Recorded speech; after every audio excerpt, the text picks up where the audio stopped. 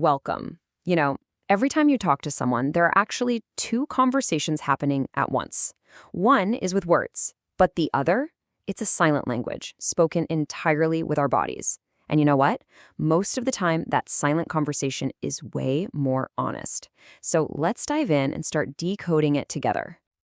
I mean, we've all been there, right? Someone is telling you one thing, but your gut is just screaming that something's not right. Maybe they wouldn't look you in the eye, or their smile just didn't quite reach their eyes. That feeling? That's you subconsciously picking up on this unspoken language of nonverbal cues. Let's talk about two people, Jack and Irene.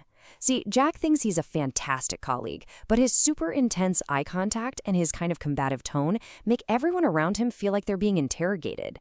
Then there's Irene. She's trying so hard to be nice, but her voice gets a little shrill and her nervous energy just makes people uncomfortable. They feel like she's being fake. The gap between who they believe they are and how people actually see them is just massive. And this really gets to the heart of the problem. Both Jack and Irene have a total blind spot for the powerful, and in their case, pretty negative, signals their own bodies are sending out. They just can't see the effect they're having on people because they aren't listening to their own body language.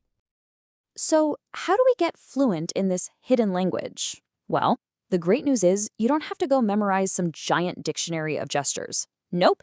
Instead, there's a really simple but incredibly powerful framework we can use. Let's check it out. It really all boils down to what we can call the 5 C's.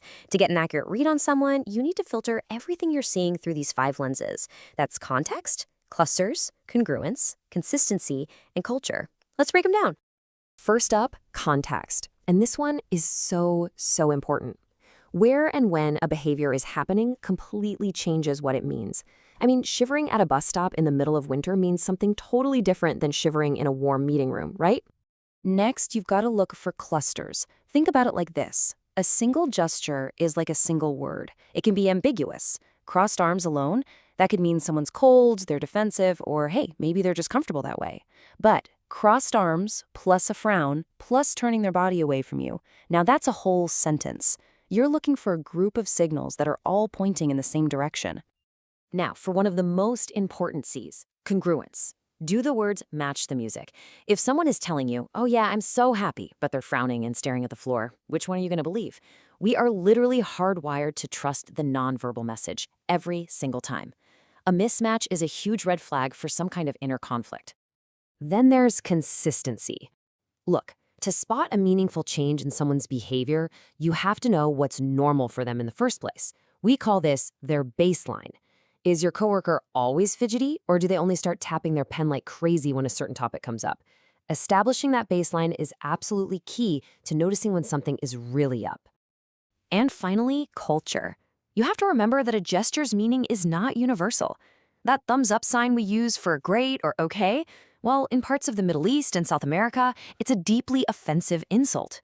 Without keeping culture in mind, you risk totally misreading the signals you're seeing. Okay, so we've got the theory down. Now let's see how these principles actually play out in the real world with a couple of super clear examples. This is a perfect illustration of context in action. On the one hand, you see a woman at a bus stop, hunched over, arms crossed, shivering. It's obvious, right? She's saying, I'm cold. But now, let's take that exact same posture and put her in an office meeting. Instantly, the meaning changes to, I'm in distress. Same actions, completely different messages, all because the context changed. And this quote really gets to the heart of congruence. When the words and the body language are fighting each other, this little alarm goes off inside our heads. We instinctively just ignore the words and we put all our trust in what the body is telling us. You know, there's this famous story about Sigmund Freud. He had a patient who kept telling him how wonderful and happy her marriage was. But the whole time she was talking, she was unconsciously twisting her wedding ring, slipping it on and off her finger. Her words said one thing, but her body was screaming the truth. Freud correctly figured out she was having serious marital problems, a truth her body gave away even while her words were trying to hide it. Okay, so up until now, we've been talking all about reading other people, but here's where things get really, really fascinating. This isn't a one-way street. Your body language doesn't just reflect how you feel. It can actually change how you feel. I know, it sounds like something out of science fiction, right? But the research shows it's a fact. Just adopting a powerful posture can trigger real, measurable changes inside your body. The science on this is just incredible. It really comes down to two key hormones. You've got testosterone, which people often call the dominance hormone.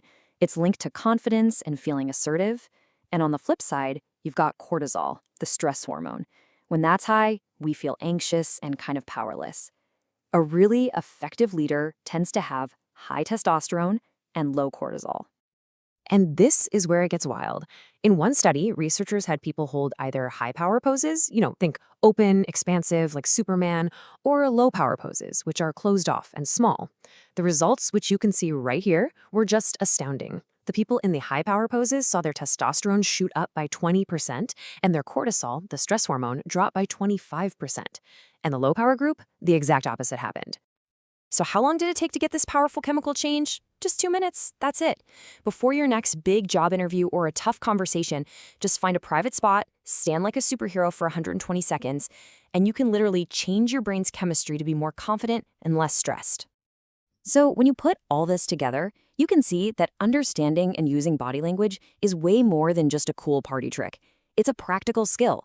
It's like a new superpower you can use every single day to better understand people and to better manage yourself. So let's recap the big stuff. First, your body is always talking, whether you like it or not. Second, use those 5 C's as your roadmap for decoding what it's saying. Third, always remember, when words and the body don't match up, trust the body. And finally, maybe the most powerful idea of all, you can fake it till you become it. Use your own body to change your own mind and build real confidence from the outside in. And that brings us to one last thought. Just as you're sitting there listening to this, take a second. How are you sitting? Are your arms crossed? Are you slumped over your phone? Or are you sitting up tall? That silent conversation never, ever stops.